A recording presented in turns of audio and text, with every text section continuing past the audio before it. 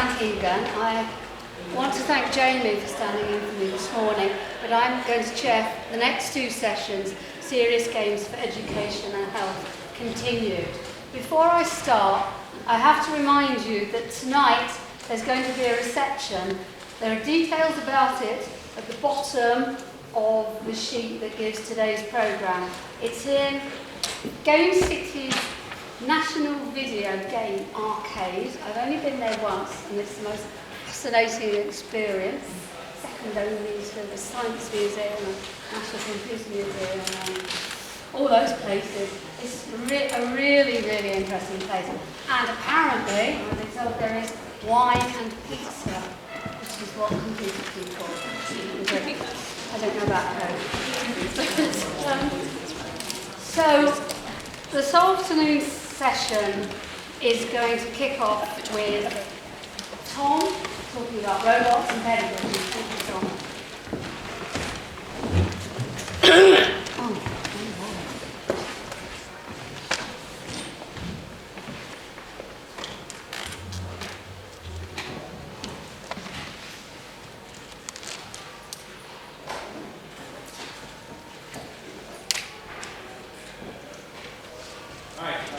Hello everyone, I am Tom Roberts.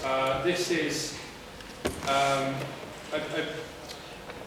its initial results from a European project which we are conducting here, and I'll go through the details of the project in a bit. But this is very early stages. It's sort of looking at the context surrounding the implementation which we're going to have to implement as part of this study. So it's interviews with key stakeholders, with teachers primarily, and they're providing us with their context, how they go about doing things, and how we might put the intervention which we're developing into the classroom as part of the project. Primarily looking at robots as a teaching tool in SEN learning. So the EduRob project, which is what the project is called, is looking at the use of robots as a mediated learning tool in special education. So by that I mean that we're looking at the use of the robot itself as the focal point of the intervention, of the learning tool.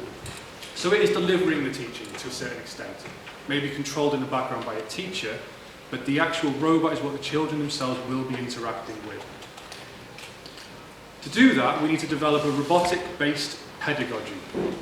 So basically a way of implementing these robots into teaching whilst fitting with current curricula and teaching practices. So making sure that it's used in a way which is going to deliver the point of teaching, is going to deliver the point of the curriculum, and is going to fit in with everyday teaching as part of a teaching toolkit, if you like.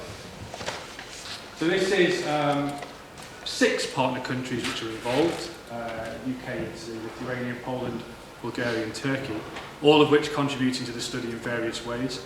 There is going to be a range of robots which are being utilised in the study. So the one which we're looking at primarily is the Now robot, but there is also the Lego Mindstorm, the Sphero robot, I think 1 or 2 others as well.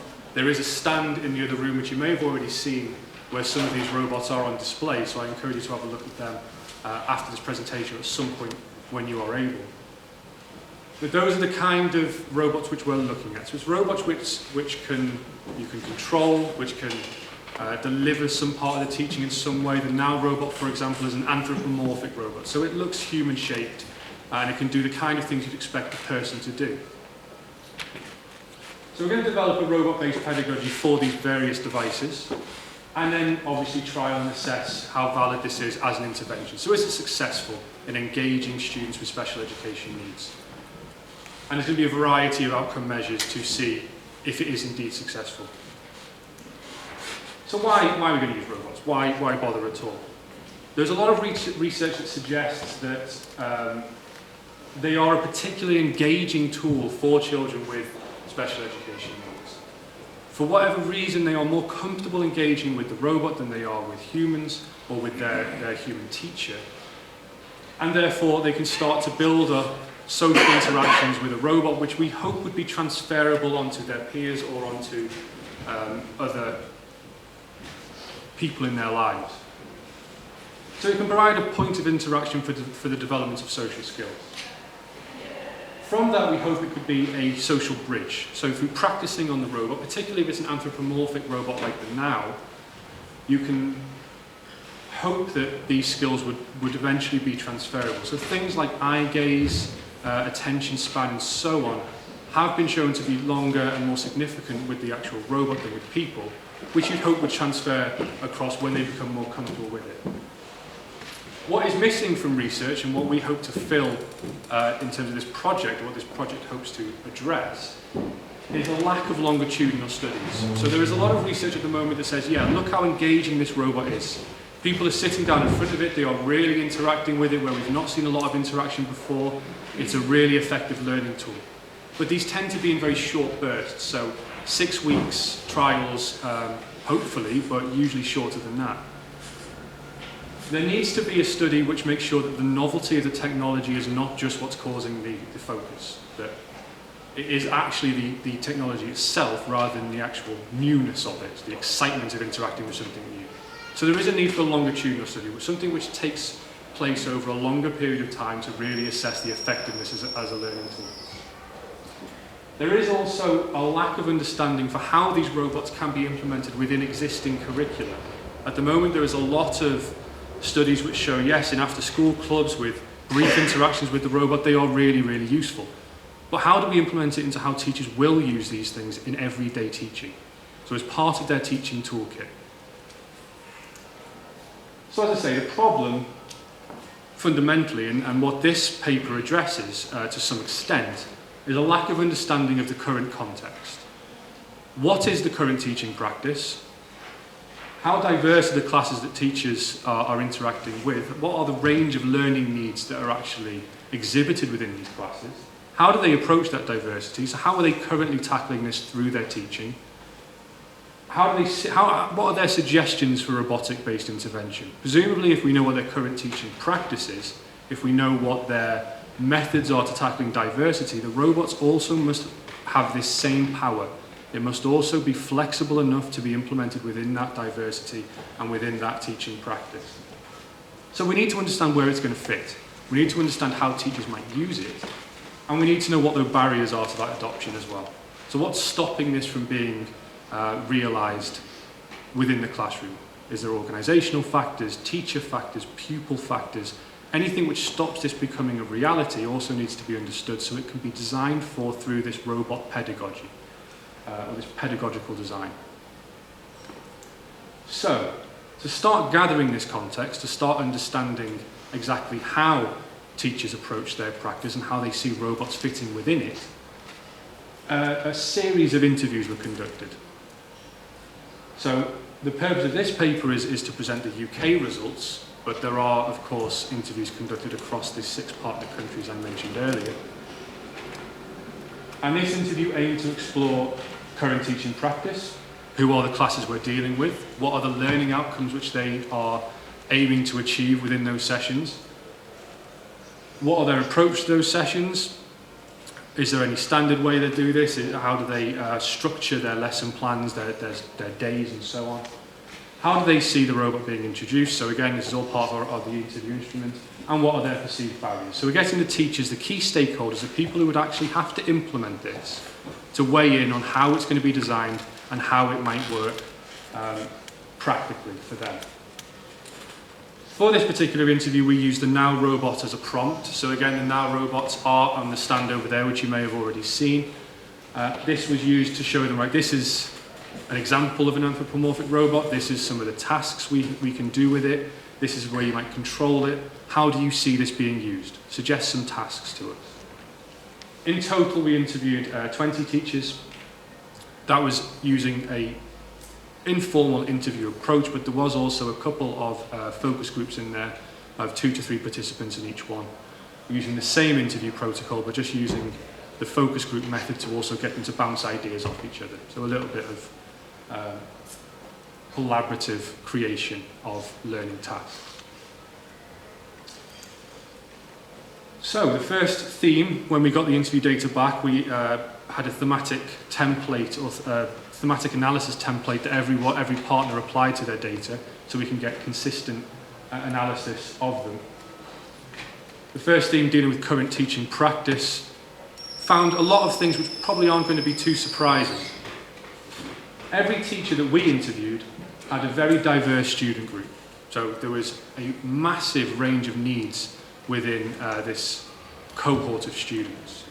They could be have multiple and profound disabilities, or it could be quite high functioning autism. There was a huge range that the teachers had to deal with. And there's a couple of quotes there from the teachers which were interviewed. So every lesson which they approached had to be carefully tailored to the individual. So according to their abilities, some would get better tactile input, explorations of material and textures, so a lot of tactile-based teaching. Pen and paper didn't work particularly well. It was all based on touch and sensor-based sort of work. They had to present the same material in multiple ways, so they had to address it differently for each student. They couldn't simply have one catch-all approach for everyone. The same material had to be restructured or represented depending on the needs of the student.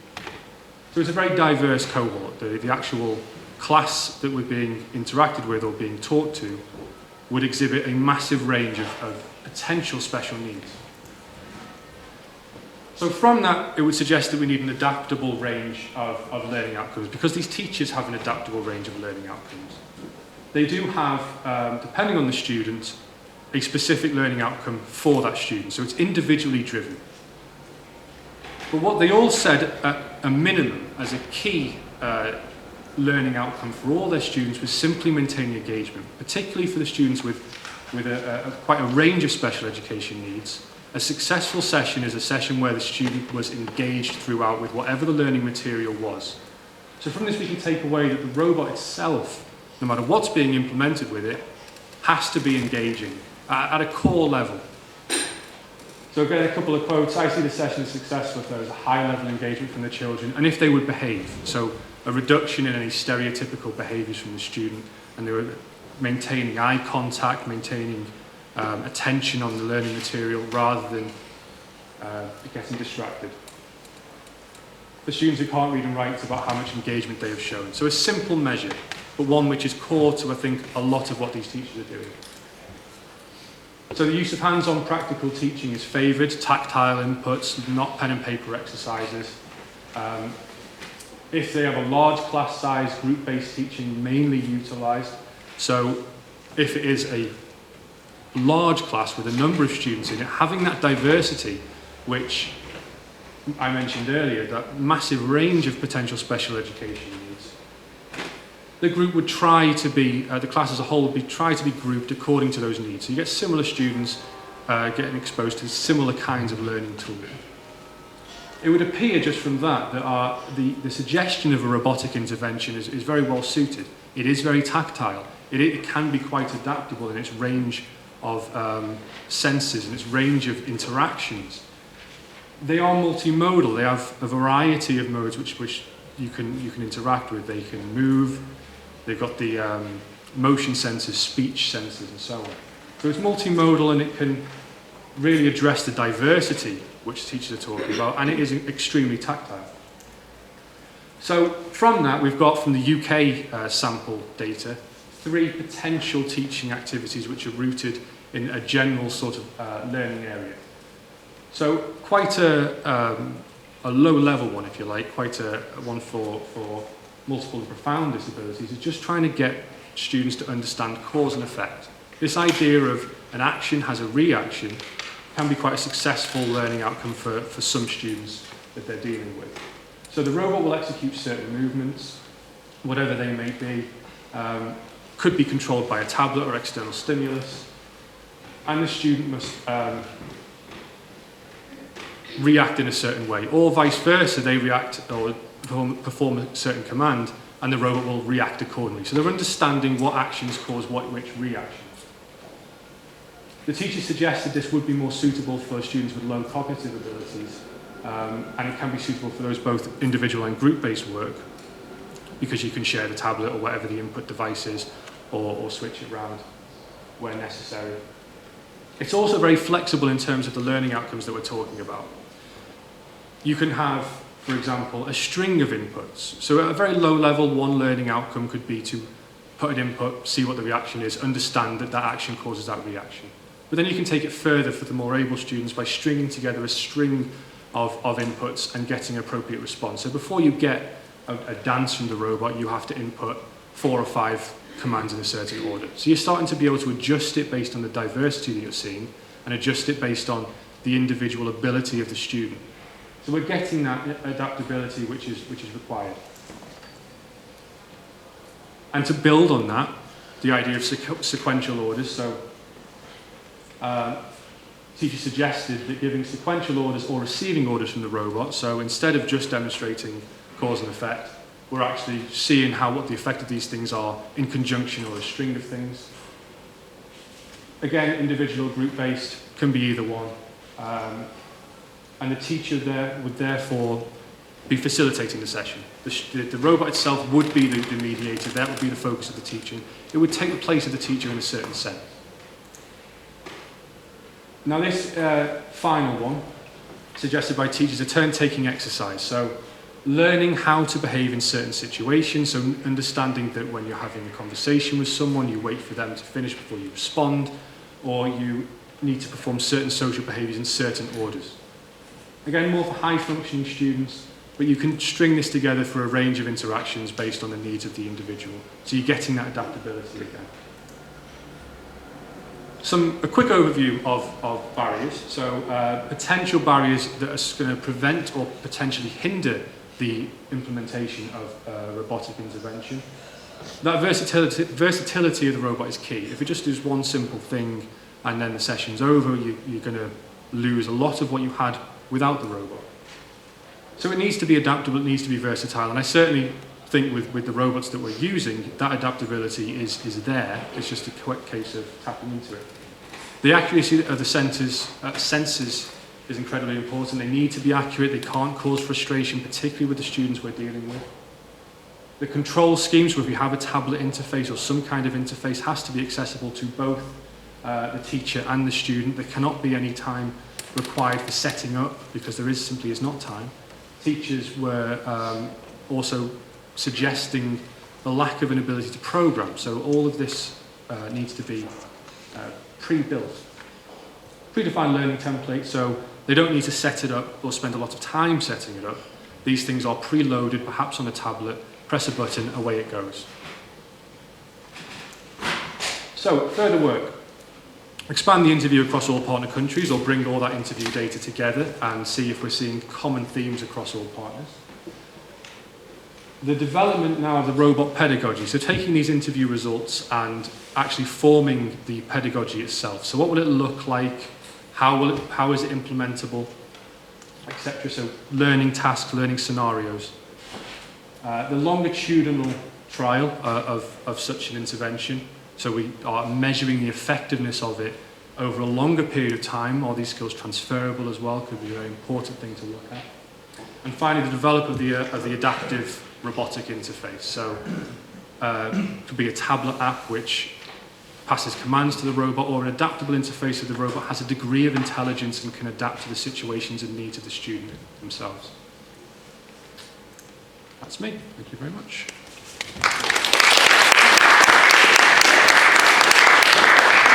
Thank you, Tom. We've clearly got time for some questions, so... Hi, Tom. Hi. I'm sure to see the significance for attention to this example of technological innovation, especially education. In particular, I'm interested in how you arrive at these results.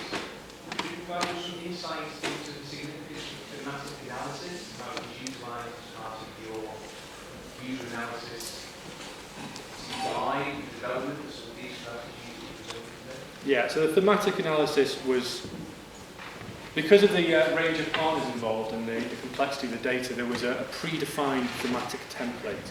So these are the things which we may expect to see. So it was almost predefined in a sense. We're looking for certain themes to crop up. So this was developed from the actual protocol itself. So if we're asking questions about current teaching practice, we might expect to see themes dealing with class diversity, class grouping, learning tasks, and so on. So they were predefined to enable all countries to have a consistent method of analysis on their interview data. There was an extra part at the end for any themes which we couldn't catch, some of an inductive approach, which surprisingly wasn't massively filled, and we managed to predict more or less what we were going to see. But it was very useful in ensuring a consistent method of analysis with the data. Any more questions? What's the age target group that you have for children? I mean, is it primary school before? Yes, so it's, I believe, I can't remember the exact numbers, Oakfield School ages 4 to 12, correct me if I'm wrong. The people we interviewed? Yeah, no, the children. What, how, 3 to 19? 3 to 19. Yeah. I work in the type of school you described there, and I agree with all the findings there.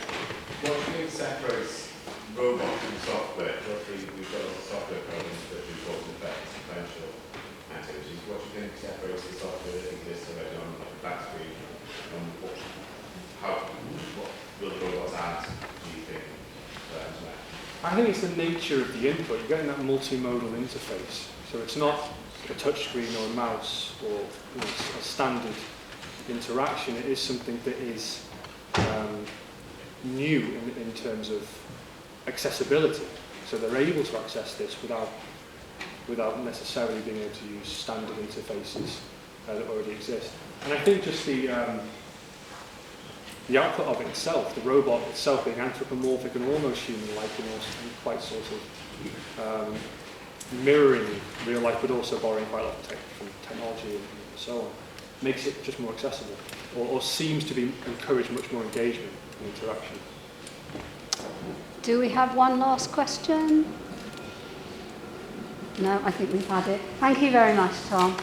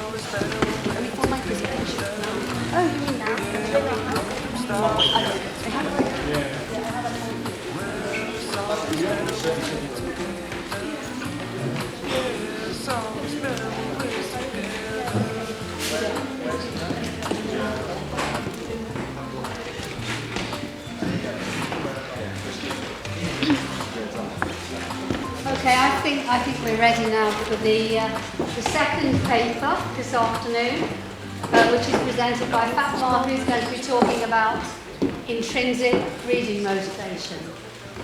Thank you. You've got your slides up, yeah. Right, so we'll just talk a second. There we go.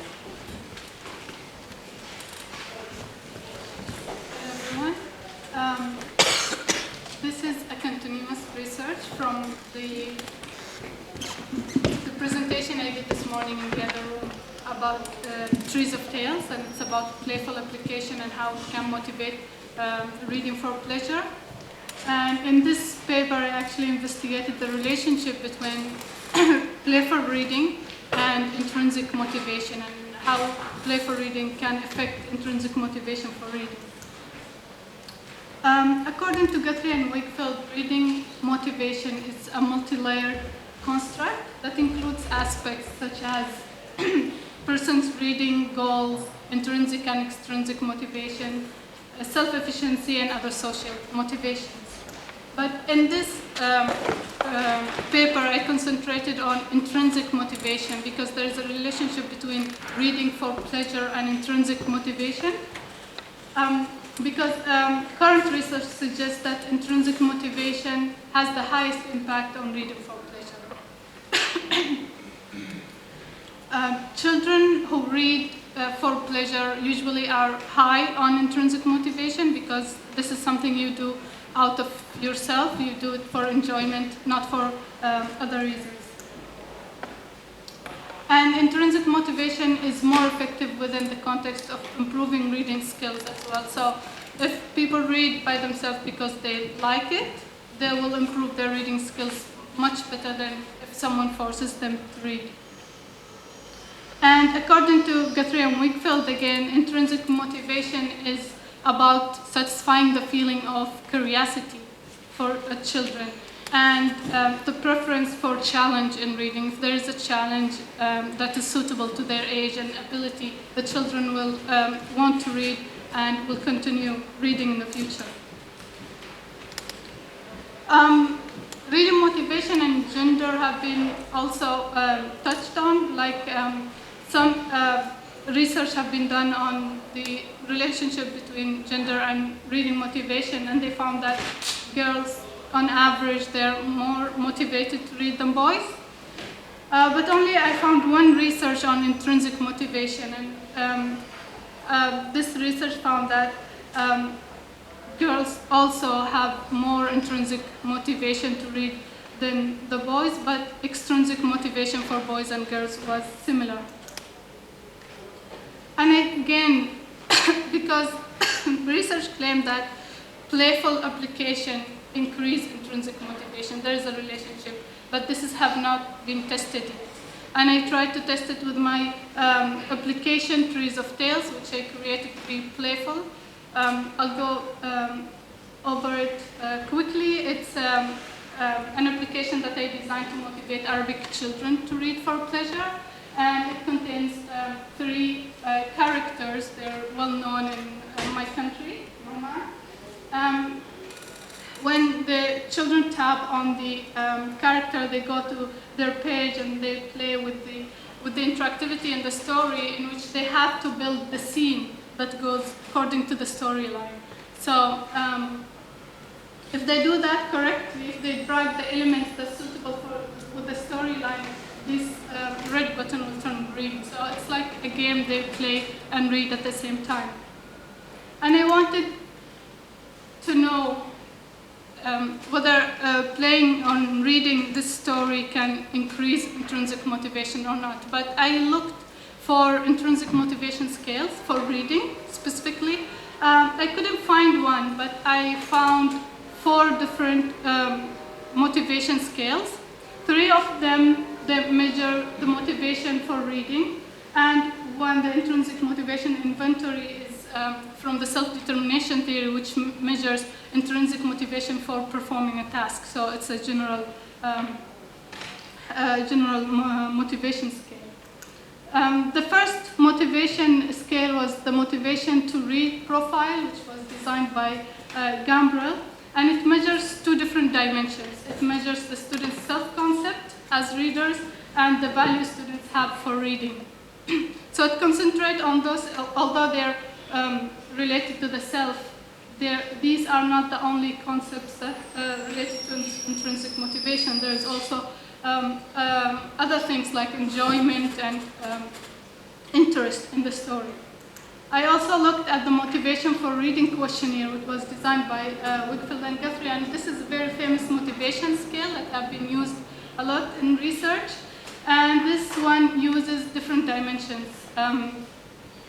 intrinsic, extrinsic, also social motivations and other aspects.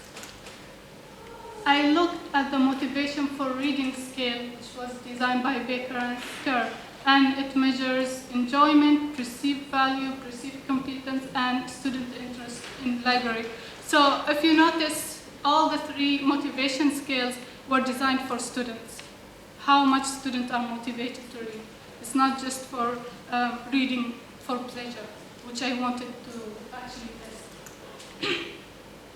The fourth scale is the intrinsic motivation inventory, and it also measures 7 different dimensions: interest, enjoyment, effort, importance, perceived choice, relatedness, perceived competence, pressure and tension, value, and usefulness.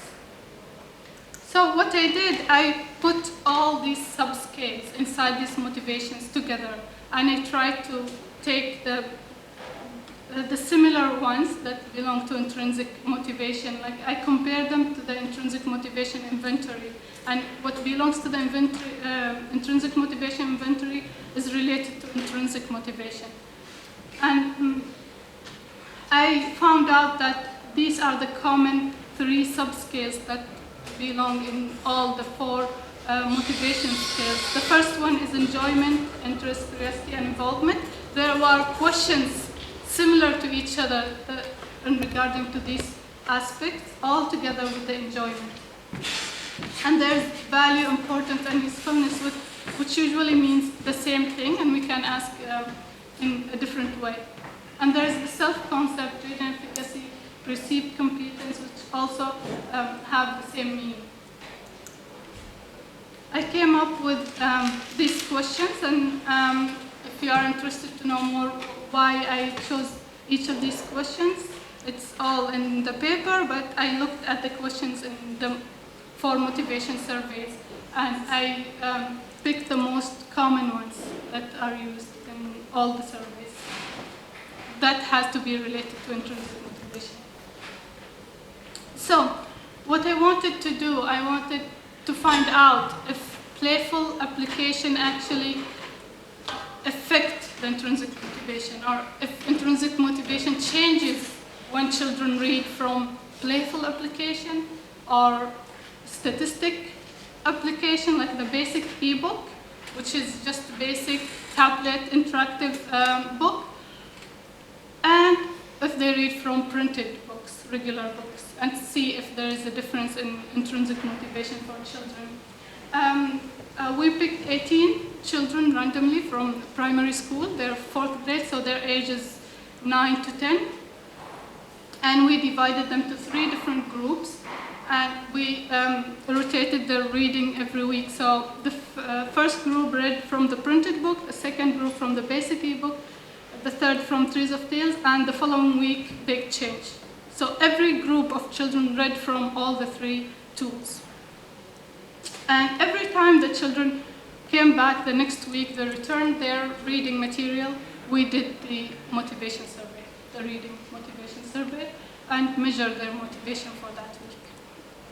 We gave them another reading material for a week. The next week, we measured it again to see the difference.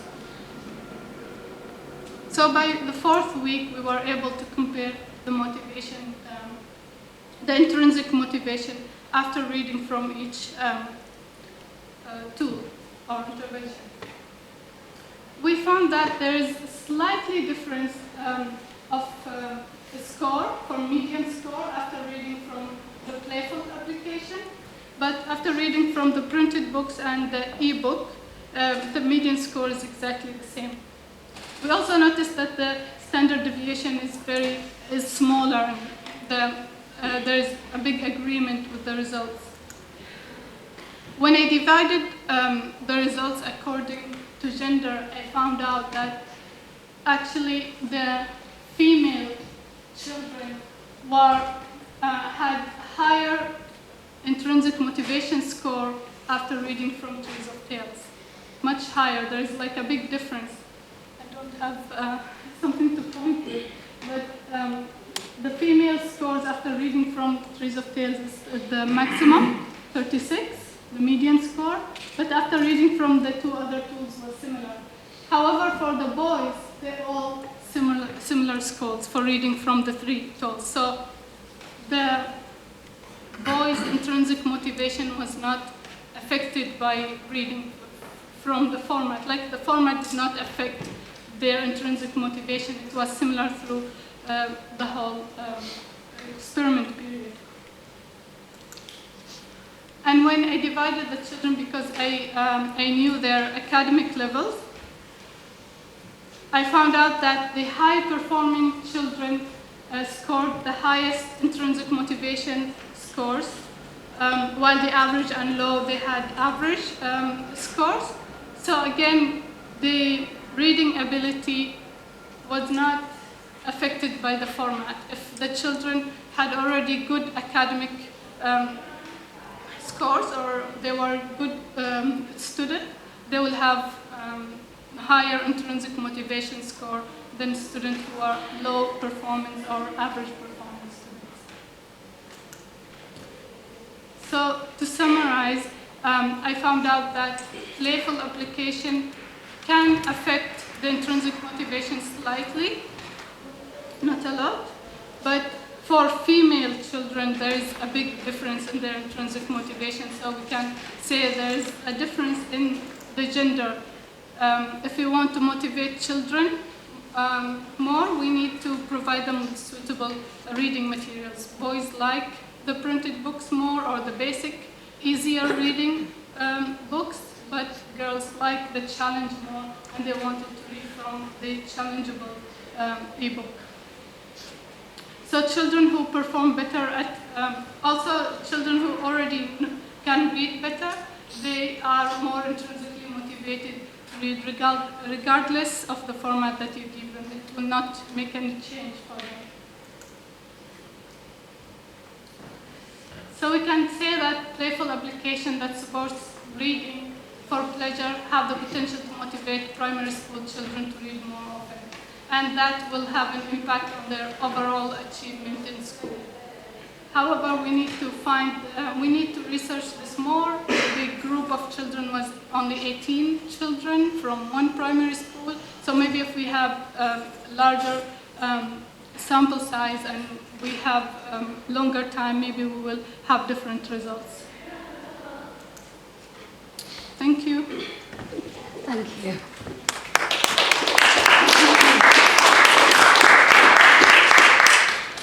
Okay, do we have some questions? Hi, did you look at the impact that the order of the interventions might have had on the results? The order of the interventions. You said each group took a different one and they were in a different order. Yeah. So did you look at the impact that that might have had on the results? No, because I mixed the children actually.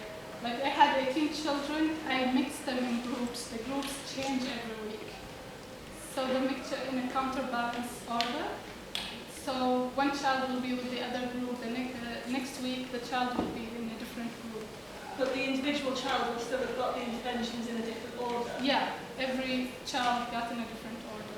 Yeah, so did the order that they got them in impact their motivation? I didn't look at individual children. Any more questions? Thank you for that talk. You showed some graphs that showed that the boys in your sample were most motivated by the traditional printer service, whereas the girls really took up trees and tails. And then you said that that's important because one has to give each child the format that they were best with. Now that's a population level generalization from a sample of 18. And so, whilst it may be the case, I'm sure it is the case from your graphs, that the average, the mean of boys' motivation and girl motivation on these different formats differ. Can you actually prescribe at an individual level that if this student is a boy and therefore we should give printed matter, or this student is a girl and therefore we should give trees and tails?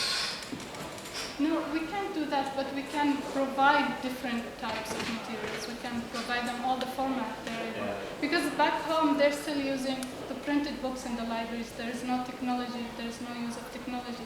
So I was recommending that they bring this up and start using technology in iPads and games, and then children will pick up what they like the most, and they can play with them and read.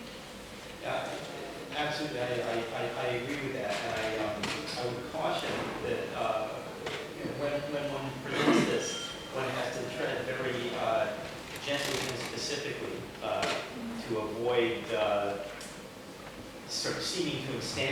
population level gender difference to individual students.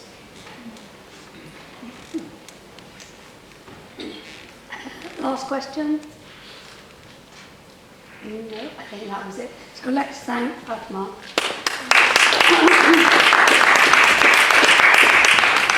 Thank you. The next session, I don't know whether it's going to start directly or we're going to wait till 2:15. I think it'll probably be somewhere in between. But I'm just going to plug again the National Video Game Arcade. That's where the reception is tonight. A smashing place. Don't forget to go. It's about 2-3 minutes walk from here.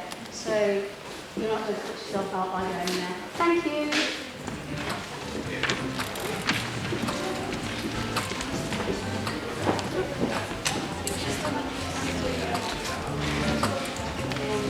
Good.